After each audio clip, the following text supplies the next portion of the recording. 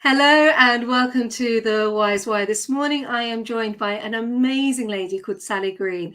So I met Sally, actually Sally came to me as a recommendation and we started talking and we just hit it off straight away. And what I love about Sally is there's never a moment where we can't share insight or wisdom. And that is why she's on the Wise Why, because we have shared so much. Just before we came live, we were talking about SEOs and we nearly missed going live because we were chatting so much. So as usual, I always say this show is not about me. It is about the guest. Sally, please introduce yourself.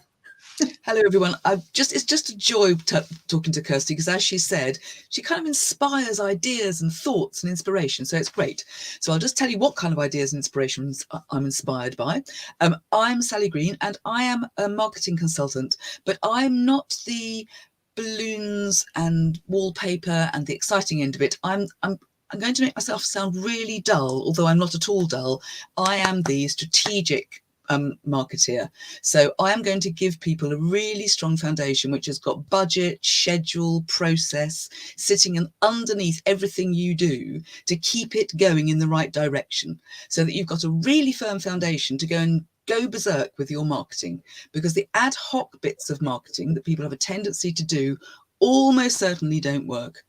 They're just not going to kind of give you return on investment because they're going to not have any feasibility. They haven't got any consistency. So I'm there to bring you that firm foundation that you can build on with confidence. So I'm a marketer with a bit of a difference.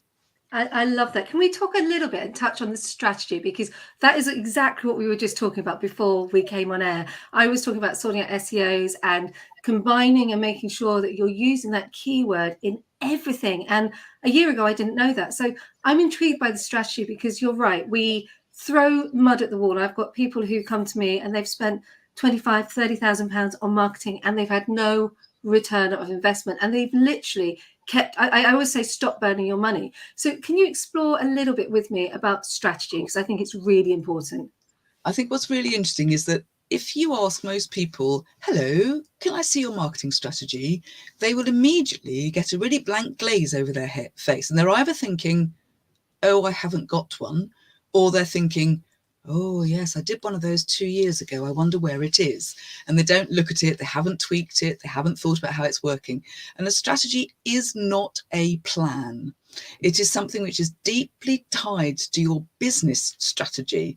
So your marketing strategy is how you make your business strategy work. And it's not just short-term tactics. It's the long-term direction of growth that you want your company to go in. So it's going to be, how are we going to get into the Australasian market, if that's what you want to do? How are we going to, over time, expand our business to develop more, grow by 20%? And it's that kind of strategic activity that might be the really boring structural things like, oh, we need to change our CRM. We need to make sure we have got a more aligned relationship with our sales team. We've got to make sure that our operations team know what we're doing. So they're those key strategic moves. And if you don't have a strategy, that's why, as you say, the mud you throw at the wall, the marketing mud you throw at the wall doesn't stick. It's really interesting you talked about sorry, I've got an itch. Everybody, I've got an itch. Really interesting you talk about the CRM, because I've worked with a few CRMs and I'm looking at, now I wasn't in this space, 6 months ago, I wasn't looking at taking on freelancers and I am now, and I wasn't needing a CRM, but the business is actually growing and I'm starting to look at that can't speak this morning. I'm looking at getting a CRM and I've started the investigation. I've worked with Salesforce, I've worked with Sugar, I've worked with a couple of others, I've looked at Monday.com and I can't find one yet that works with my size of business. I'm quite small and they all seem to be quite convoluted, and it's also the time to learn the software. So there are people obviously out there that help, but how important is a CRM? It is really, really, really important. Probably the most important thing that you need in your business is, if I say to you, who is your audience? You ought to be able to tell me who your audience is. And that's not just a broad brushstroke of, oh, it's males who like jogging. I mean, that's lovely, but that's not a broad brushstroke. And as your business develops, you need to identify each individual person you're talking to. And so if suppose Kirsty became a customer, I need to know that Kirsty became a customer and she bought this product. And then 2 weeks later, she bought this product. And then she sent that product back. Why did she send that product back? What did I do wrong? And it's that really close relationship with your customers that you're going to go back with, because your long-term customer value is where the base of your structure is. You need to know, I've got customers that are going to come and become repeat customers. They're also going to become referrers.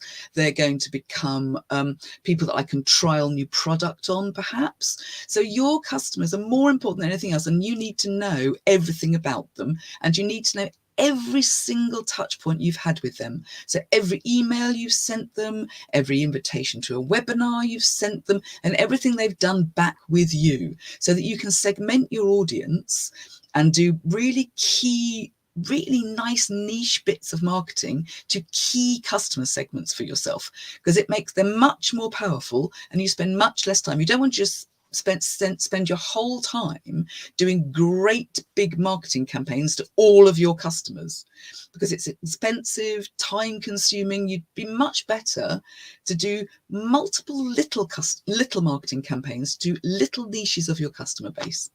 That's brilliant. A really good way of describing it, because I can remember when I worked in corporate sales, and that CRM was so important. I remember when we first implemented it, actually, and we all went, what's this? But the power of the engine behind it, we were doing quotes. We were everything was tracked. We had a little link into our Outlooks, and everything was there on the CRM. And what was really lovely is, with so many people saying that you shouldn't work from home, the CRM will prove that you're working. So I love CRMs.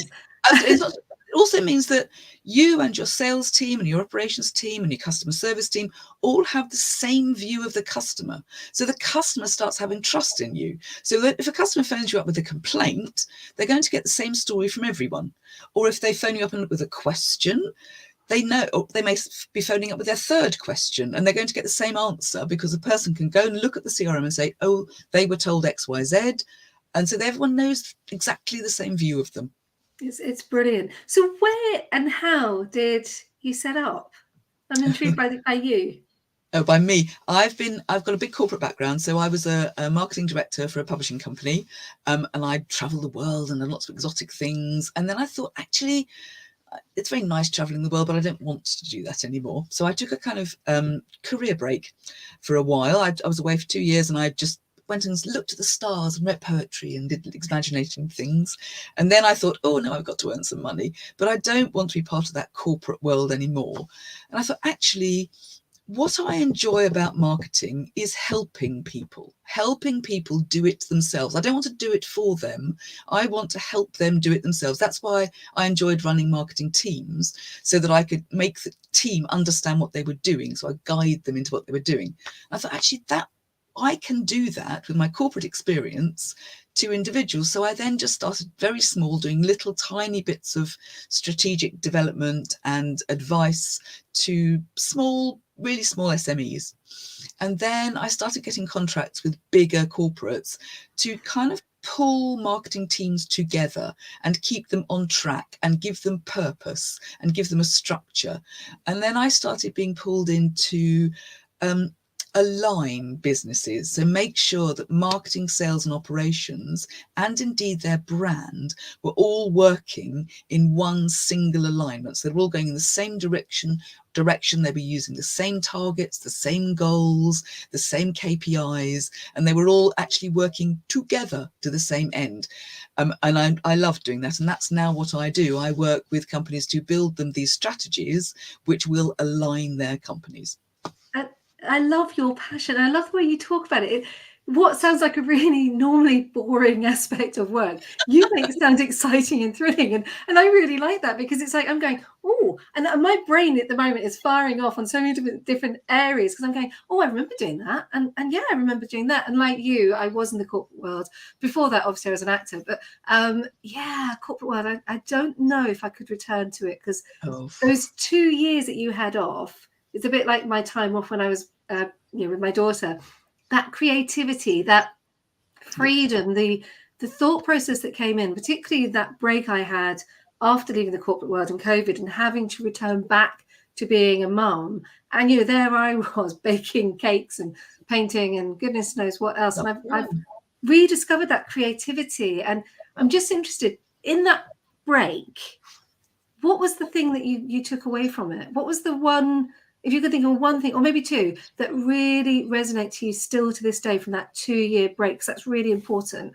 It's a dangerously long time ago now, but it's probably actually the most important thing. How many times when you meet somebody, they say, oh, hello, and then they'll say to you, what do you do? And at the beginning, that was really scary because I'd have to say, oh, I don't do anything. I'm pointless. I don't have a purpose. And actually, well, but it's a funny thing when you don't have a job, you don't do anything. And actually, the most important thing that came to me is that to give yourself confidence, that I could say, I read books and look at the stars, and that makes people think, because then they don't know where to go, because then they can't. Then they have to go, oh, I don't know how to go. Oh, I've now got to have a proper conversation with this person and find out more about them. So it taught me to not fall into the regular way of doing things. Don't actually think, here's a pattern, this is how I've got to do things. So to break the norms, that's what it taught me. Break the norms. You haven't got to do the things that people say you've got to do. And the same is true of marketing. You haven't got to do LinkedIn ads the way that LinkedIn happens. You haven't. I've got some friends that are in corporate finance, and they suddenly one of them came to me and said, oh, do you think I should do a TikTok? I should market on TikTok. It's not really corporate, is it? And I said, perhaps that's the reason you should market on TikTok, because it's not corporate. Break a rule. Go and break a rule. And that's what it taught me. Breaking rules is really valuable. I think, was it Johnny Rotten who said rules are for fools? I could have that wrong. So please, if I've got that wrong, tell me. But I seem to remember there was something about him saying rules are for fools. And if it wasn't him, whoever said it, I absolutely love it. Rules are for fools. I'm very much about breaking the rules, but not being crazy, although I probably was crazy when I was much younger. I hope you would have been. I can imagine you being crazy, and that's probably what's taught you what crazy means and how to do it properly. So someone said to me yesterday, I was talking at a networking event, and I was saying, well, when I was younger, I didn't even need a glass of wine to get on the table and dance. So yeah, I was definitely. Oh, I'm going to have to meet you again. That sounds glorious. Well, there was a pub whilst we were on this, there was a pub in Leith in Edinburgh, and I lived in Leith for a very short period of time, and it was called the Port of Leith, and it was open till 3 or 4 in the morning. And I went down there with some friends, and there was this bar. It was the perfect bar to dance on, but I was sober, and there I was with my friend Sophie, who's an author, and we were dancing on the bar, and we were having an absolute hoot. And then I think back to that, I think, gosh, I wasn't actually that young. I was in my 30s. That's a good thing. Don't be ashamed. I just love the fact I was stone cold sober. Yeah. Along the way, you must have had we've had some lovely comments. In fact, I'm going to come to them because Luke Steele has just said, Kirsty crazy. Nah, Luke knows me. He's had to pull me back from the brink a few times. Luke's got a question for you. When leaving the corporate world and having a very specific idea of the elements that you wanted to be involved in moving forwards, how did you market yourself to work in this way? That's very sweet of you to say that it looked like I had very specific elements. I actually marketed myself. It was too difficult. There are too many people in the marketplace to say, oh, I'm a marketing consultant. I will help you do your marketing in inverted commas.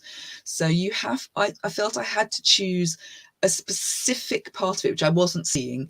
And you don't often see that many marketing consultants say, I will solely help you with your strategy.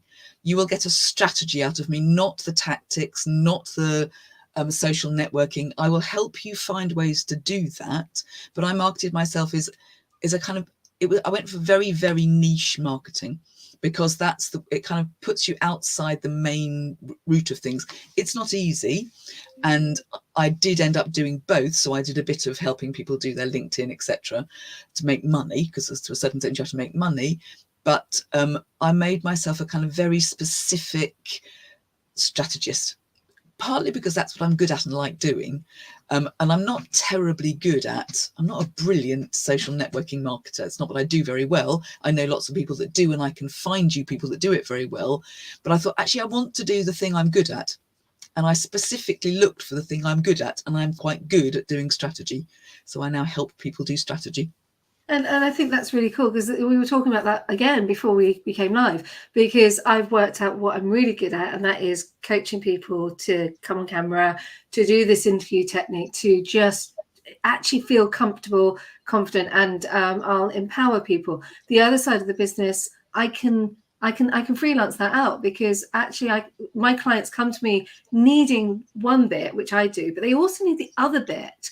Yeah. But I don't have time for that. So bringing in a network of freelancers to do that work at a cost that will support particularly small businesses, I think it's really key. And you do have to, as you said, niche down. We've had a couple of other comments, just because it's really lovely to go to them. So Susanna Ray has a great conversation on what a marketing strategy actually is and how a CRM will help. So we'll come back to that in a minute. And then Joanne Herman says, I think COVID enabled me as a marketeer to break the rules and marketing conventions to act quickly and do something differently. And she's asked a question: do you think COVID altered Joined by my cat, just to say we have to sorry. Oh, I love a cat. I love a cat. I've got two. What's yours called? Harry. He's very, very determined. So I will try and keep him out of the screen, but it's not going to be easy. My door's shut, otherwise Chaos and Mayhem will come in. I can't shut the door because they yell. So I'm afraid we're going to be joined by Harry, which is a bit of distraction. I'm sorry. Oh, don't be. So Joanne said, do you think COVID altered marketing strategy and tactics? Oh, that's a hard question. Yeah. I think what it did is it did two things for some of my clients. Some of them actually pivoted quite dramatically to become more digital, because they had suddenly had this experience where they had run a shop, let's say, and I've got people who run shops, and they'd suddenly had to become more digital. So I think it made people aware of becoming more digital. Also, people were furloughed, so all of a sudden they became more capable of doing what we are doing now and having those digital video conversations. I think it made people worry about their budgets and actually think, perhaps I now need a strategy to go forward, because all of a sudden they were put under acute pressure to keep their businesses going at all. And one of the things that they should have to help that happen is proper strategies that they can go back to and say, we are going in this direction at this speed, and revisit that if the situation changes. So I think what COVID should have done is made people look at their business and say, this is an acutely difficult time. We have got to strategize around it. It's really key, because I think about my strategy for what I'm doing, and I'm aware that the second part of my business is actually driven by what my go-to-market strategy is, which is all, if anyone looks, public speaking on camera, and it's everywhere, but that pulls through and then takes to the second funnel. But I don't know if I'd have got there with that if I hadn't gone off and had some coaching. I hadn't met people like you that said, what is your strategy? Where is your push and pull, and how are you going to build the business? And it's interesting, because without that strategy, I would just be another public speaking coach, no point of difference, no niche down. Yep. So I do think you've got some really key things there about niching. And of course, I'm a pivoter. Let's be honest, I pivoted at the start of COVID. What I was going to do, I realized wasn't going to work. So I pivoted to use my strengths to embrace this new digital world. I think you're a perfect example of it. And you kind of grasped a really quite painful nettle. A lot of people find it impossible. And the most painful nettle to grasp is change. People find that really, really hard. And if you have a strategy where you have possibly built some change into it, so you have said in your strategy, in the next 5 years, we are going to have all our people working from home. just suppose that's how you think you're going to save money to go forward to grow your business, then that's a change that you have got to work towards and work around. And change is much less painful if you've planned it. If it just comes and hits you in the face and you suddenly think, oh shit, how am I going to do this? But I've got to do it quickly and this is now painful and I'm stuck. It's a disaster. Whereas if you strategize change, it's actually quite fun and you can think brilliant and you can do it in bits and you can make mistakes. Having a strategy lets you make mistakes. Just for instance, I don't know how you decided to stop being an actor and start doing what you're doing now, but it might have been because you suddenly thought, maybe this isn't what I'm terribly good at, or it's too painful, or the funding stream isn't good enough, I'm not getting enough jobs, or whatever it was. And those mistakes are really, really, really important to make. I mean, when I'm doing strategy, I actually try and put people in there to risk things. I mean, not huge things that are going to put you out of business, but go completely mad occasionally and try something. Wow. And if it doesn't work, as long as you haven't threatened your brand and made yourself look ridiculous, it's absolutely fine. And you will have learnt something from it. I love what you just mentioned there, because just so you know, I walked away from the acting industry because I wanted to buy a house. Simple as that. Really simple. I was never going to get a mortgage on my acting salary. But you were just saying there about brand and not damaging the brand. Really interesting thing, because when I first came to market, everyone knows I had this really stark corporate kind of black logo, because I'd looked at the colours, and black apparently means wealth and all that wonderful stuff that you go and do as a new business owner, that you waste yourself going down the rabbit hole. When my favourite colour is purple. So now my branding is, of course, purple, which it should have been in the first place, but it wasn't corporate. But it is interesting what you were saying about that you can do a lot within that space, as long as you don't damage your brand, and you can have fun. And I remember having a conversation with somebody about Instagram, saying, just don't know how to make my brand exciting. And she went, well, what are you going to do? And that one little nugget of how can I make my brand more fun, to bring more strategy, more fun into it, to make it more resonate better with the audience. How can I do that? And that was actually getting rid of the black and bringing in the purple. You're right. Fun is important, but you should have fun once you're absolutely sure about your why. So you absolutely know why my business is doing what it is. And that doesn't have to be incredibly complicated. In fact, it shouldn't be. If you can't say what your business does in 60 seconds, you've got it wrong. You're not doing it properly. You should be able to say, I believe that she says, failing to do it herself. I believe that properly strategized business marketing structure will make your business 50% better. That's what I believe. And I do it because I want to make your business 50% better. And so, I don't think I heard anything salesy in that either. I think I heard I want to help.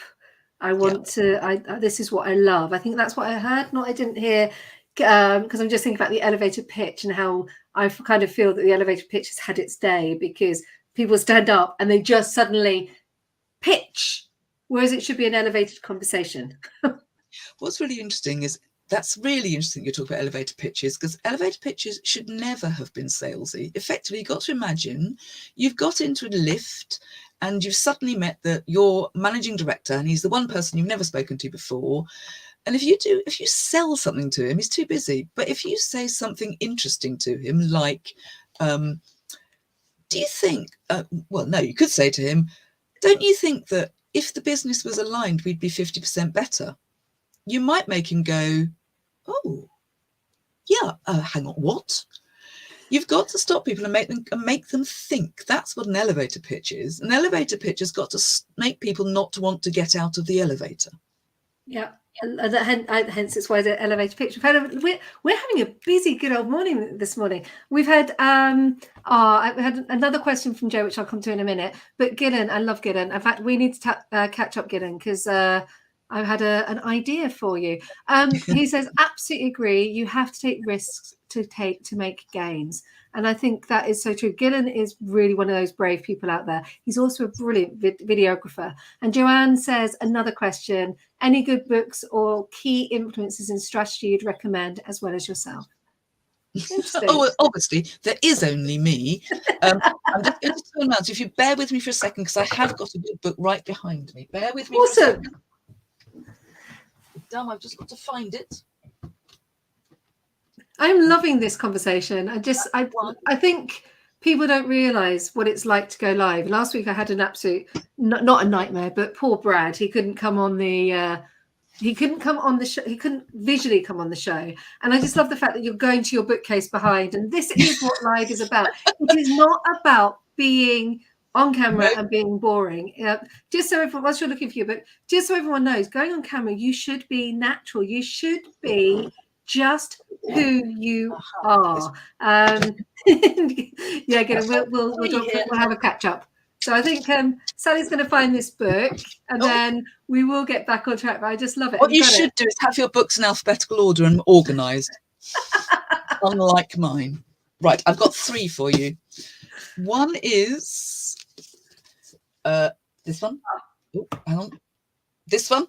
This is Marketing by Seth Godin. It's a great book. It just does everything you need to know. It's really easy to read, and you'll get a magnificently good piece of advice out of it. That's I love Seth.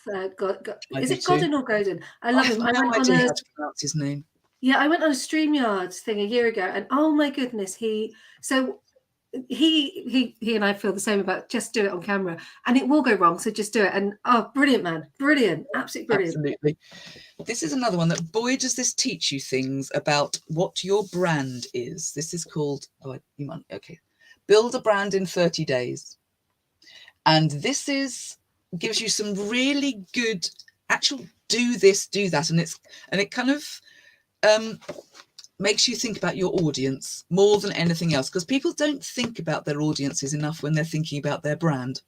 They'll go, oh, my brand is I'm like a Maserati, and you think, no, you're not. Your audience has no idea who you are. What do the audience you're trying to get to think about Maseratis? It makes you think about your audience. Very good brand. Really important to think about who your audience is. Exactly. It should be the first thing you think about every morning when you get up. And every single moment throughout your strategy, you have got to say, at the very beginning of your strategy, you should set goals. So the goals for short term and long term, they're going to be how your strategy is structured. But then every single thing you do, every tiny tactic you do should be, how is this tactic going to fulfill that goal? So never ever should stop you doing ad hoc things all over the place, and as you say, burning money, because ad hoc marketing, as you put it so good, but it's like sitting over a candle flame with £50 notes. If you're not lucky. I mean, ad hoc marketing can work sometimes if you're lucky, but it's not a long-term strategy.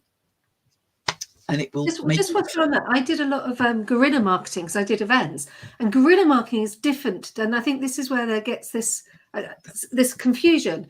And I've probably said guerrilla wrong, because I always say do it wrong, because that's the dyslexia. It's an E, not an O. So it's gorilla. Is that right? Right. It depends what you're talking about. I would say guerrilla because it's G. It's kind of, yes. Carry on. Yeah, but the whole thing with that is that's a strategized ad hoc marketing campaign. It is not ad hoc. It is a strategized marketing campaign, and that is where some people see it and think it's not got a strategy behind it, and it really does. And I've been involved in those conversations to make that, so I do know 100% that is strategized. So that brings you back to you. That's really interesting, because people often do events wrong. They'll say I've seen plans where they'll say we're going to these conferences, and you'll say, okay, why? And they'll go, oh, because they're big conferences. No. Oh, good. Who's going to be at them? Oh, I think there's going to be some audience, some people we need to speak to there. What do you mean you think?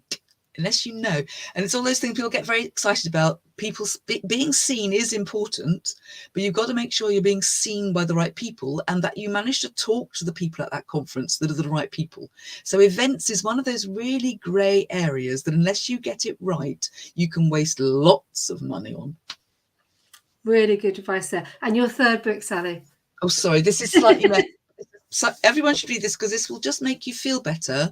And this is strategy at its heart. Now, you're going to have to read it, okay? It's called... Oh, I think I know this book. Is this the one? Called Big Panda, Tiny Dragon. Oh, wow. Okay. And this is a big panda taking a tiny dragon on a journey. And he talks strategically all the way through. But it's not complicated strategy. It's quite simple strategy. I'll just read one. Here we go. And you have to kind of look at it with strategic eyes. Okay, some people are like candles. They burn themselves out to create light for others.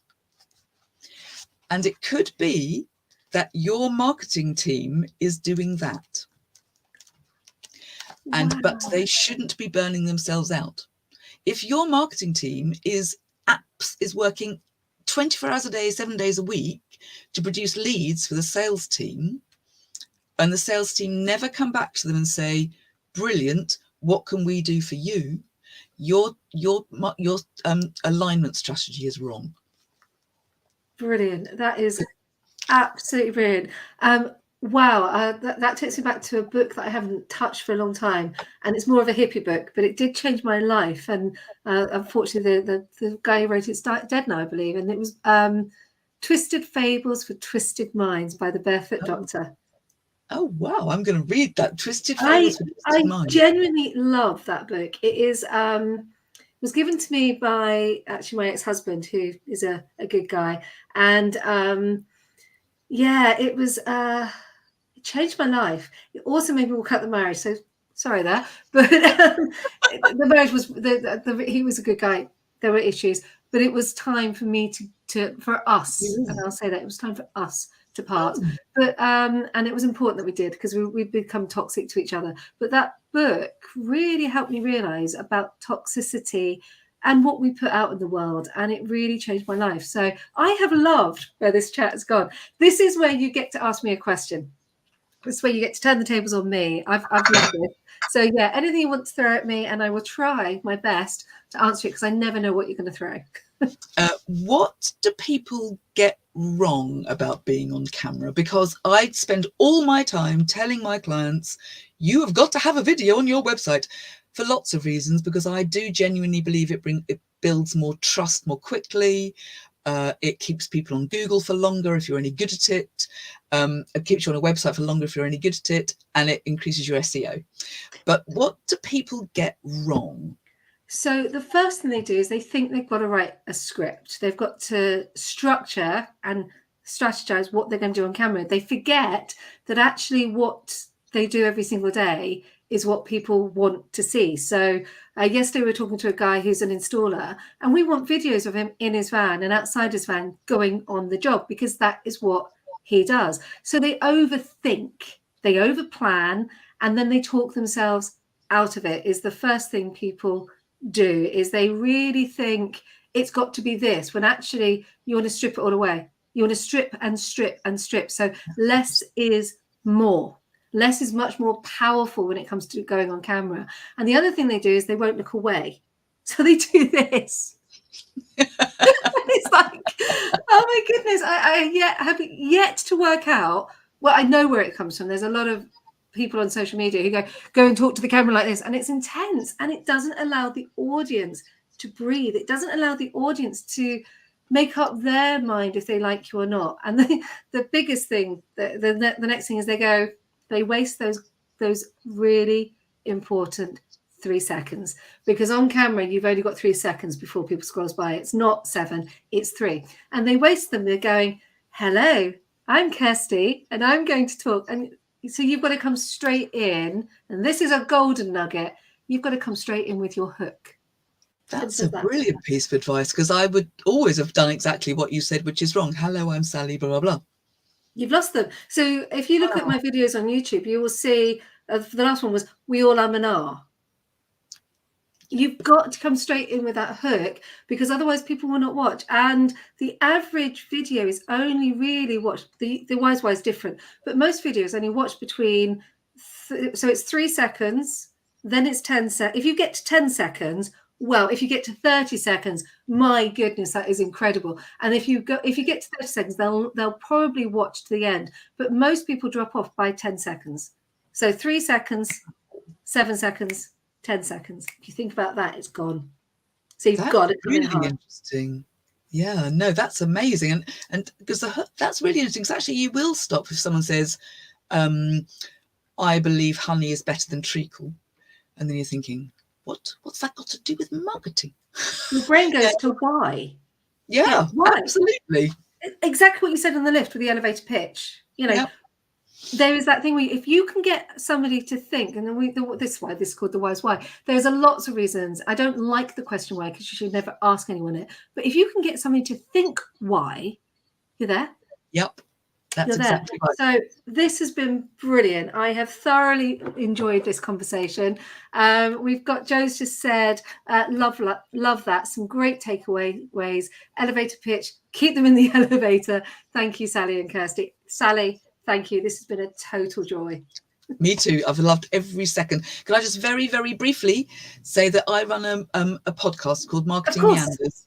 So if anyone wants to listen to me waffling on, we invite guests, and me and my colleague Sam chat about marketing bits and pieces, how to do it, how not to do it. And if anyone's, it's available everywhere. It's called Marketing Meanders.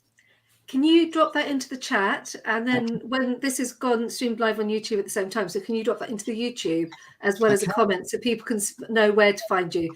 We'll do the comments afterwards, because you can't do it now. But when you go back in, if you drop that in and drop it onto YouTube, then people can find it. And I'll share it with, send me the link, and I'll share it with the social media posts afterwards. Brilliant. Thank you.